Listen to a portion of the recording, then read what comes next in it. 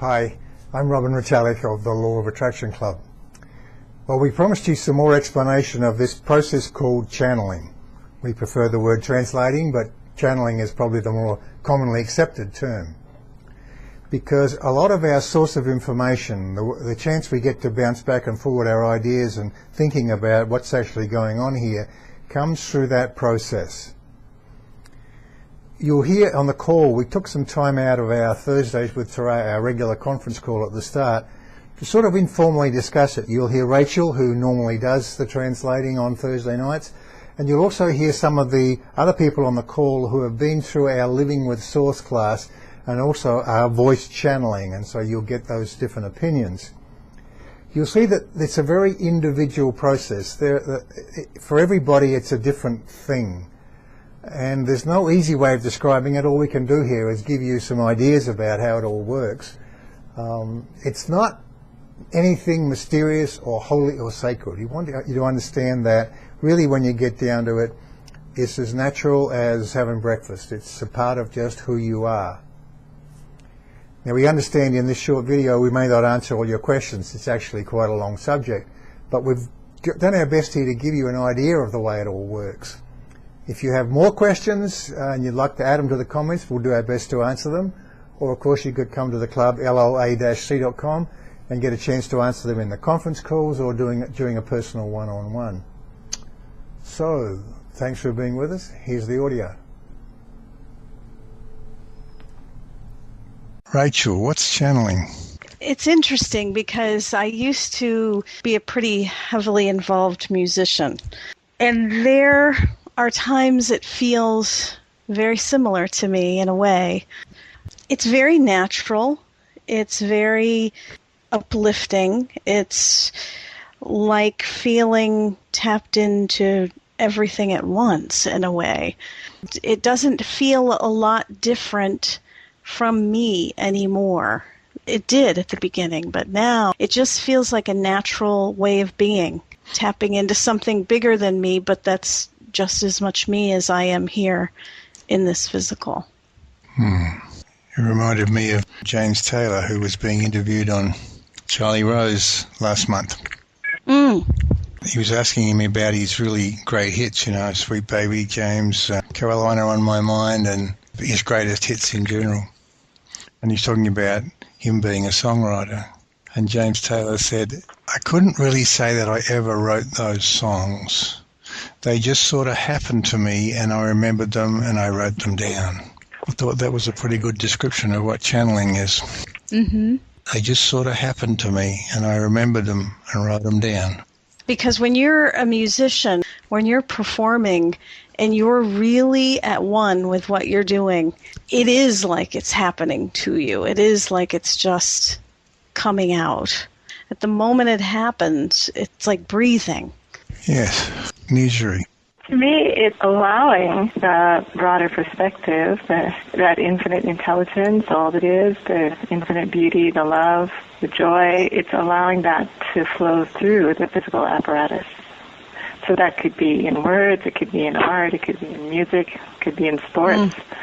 In whatever way people express the source energy, to me, that's channeling. It's like being a conduit or like a channel through which this higher, broader perspective can flow.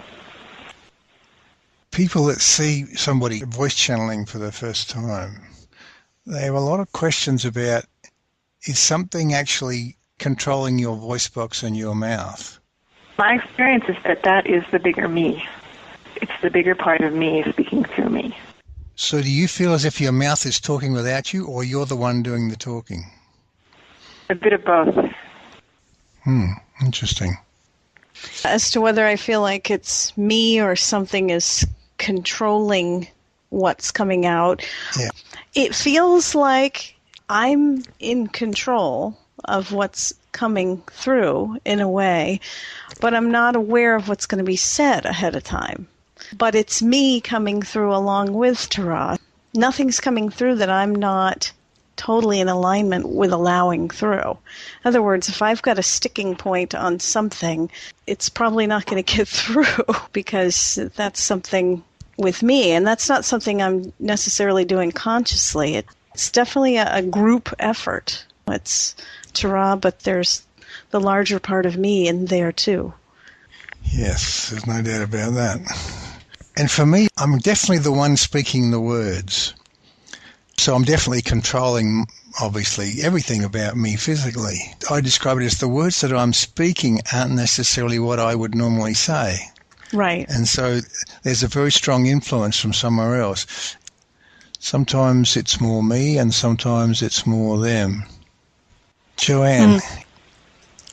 Yeah, today on a coaching call, it's 3 different times, I had that experience of, was that me? I had like 3 little blurbs that I was delivering, but like Rachel said, I didn't know what I was going to say next. But at the end of each one of those, I said, you see? That's not something I'd say.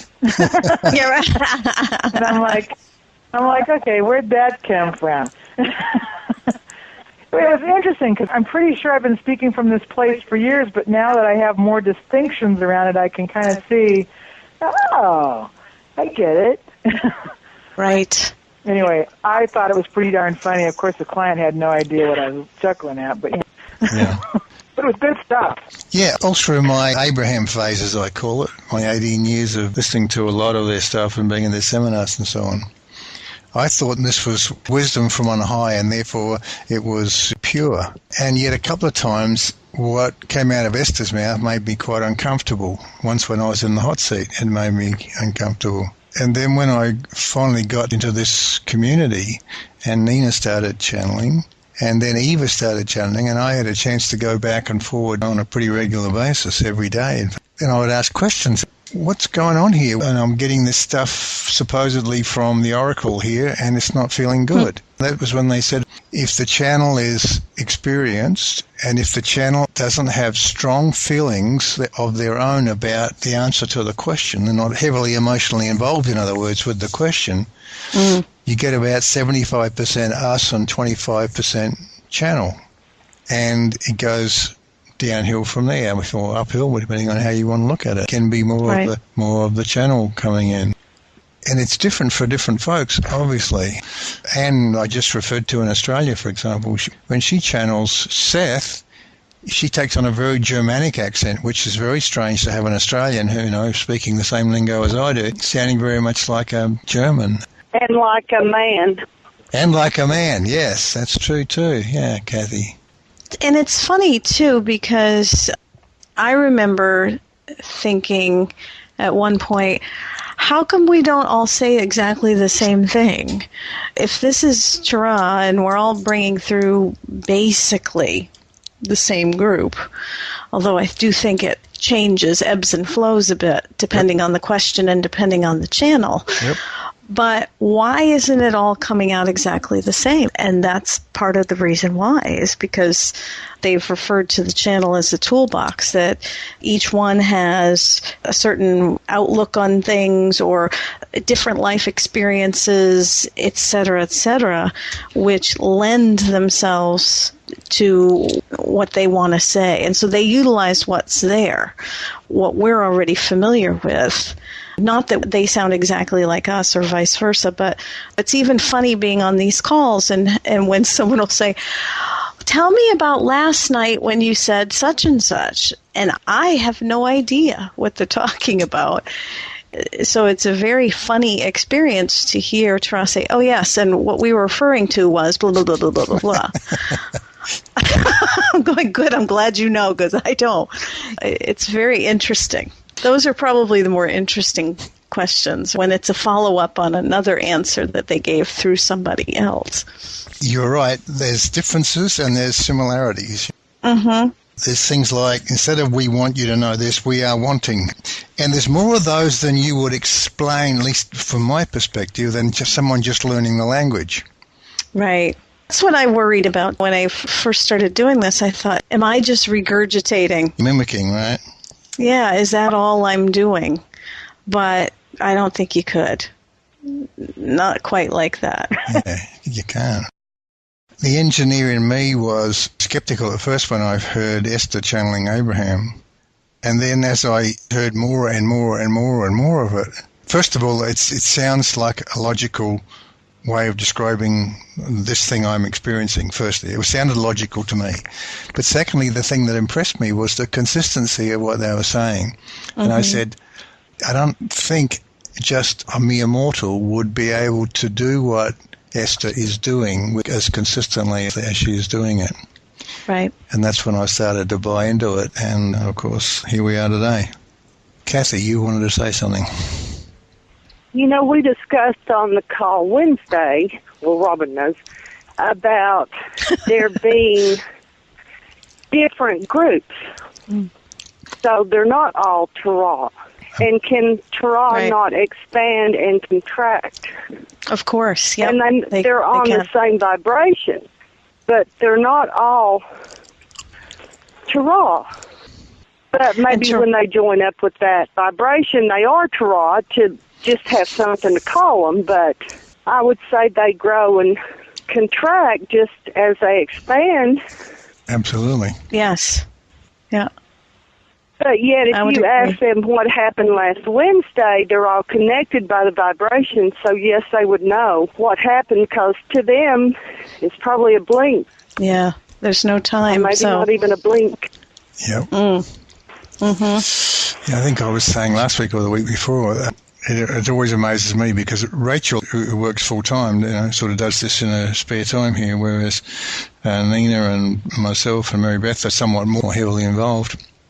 We don't get the opportunity so much to talk to Rachel and compare notes and so on, and yet we get on the calls and there's Rachel channeling Terah and coming out with the same sort of things that we're currently talking about and in the ways in which we talk about it. And really it's fun to hear. One thing I wanted to say, though, and I think some people get upset with this actually, but my version is that, and you were saying the same sort of thing, Rachel, it's as normal and natural as having breakfast. That all of us have this conversation going on all the time between us and our higher self, if you want to call it that, the greater piece of us, all it is, whatever. And this is just opening the door a little bit, surfacing some of that into consciousness. And it's as natural and normal as talking, so I said, as having breakfast. And there's nothing sacred or mysterious or woo-woo about it in my book. It's a part of living. It's a part of living with a different sense of awareness, but then living is all about growing our awareness of different things, isn't it? So it's a natural phenomenon. And yet some people want to put it on a pedestal, want to make it something very sacred and not to be trifled with and not to be questioned and so on and so on. And to me, it never shows up like that. It's just part of who we are. Yes, absolutely. I agree. So, Terah, what's your definition of channeling? Yes, we would say all of the things, yes, that you talked about, but we would say that you all channel all the time. Let us put it that way. You are constantly connected to all that is. You cannot be disconnected, not truly. So at all times you are bringing through you in this physical apparatus, in this physical format, in this time-space reality. So you all are channeling, and that is why when you, Robin, or you, Rachel, or Nina, or Mary Beth, or Nirjhari, or whomever is channeling, really starts to sort of get their feet under them, it is surprising how natural it feels. But we say, of course it's natural. You are source energy. So what could be more natural than tapping into all of that? Because you are connected to all of that all the time. It is simply releasing enough resistance and allowing your vibration to relax and raise enough that you can bring through a purer essence of all that is, you see. I do indeed. So thank you.